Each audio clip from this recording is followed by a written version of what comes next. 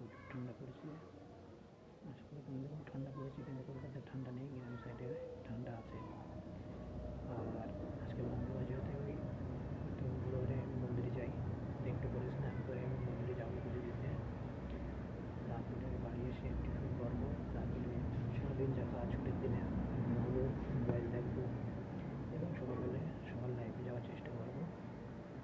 আজকের দিনটা তোমাদের খুব ভালো কাটুক, সুস্থ কাটুক, এটাই কামনা করবো। এবং আমার ইউটিউব সকল বন্ধুরা, দিদি এবং ভাই বোনদের এটাই কামনা করবো, তারা সুস্থ থাকুক, ভালো থাকুক।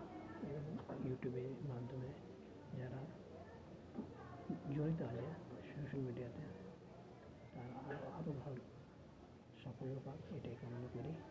এবং আমি তো যেহেতু সাপোর্ট করি, যতটা সময় পাই সাপোর্ট করি, কিন্তু আমি খুবই ব্যস্ত থাকি কাজের মাধ্যমে।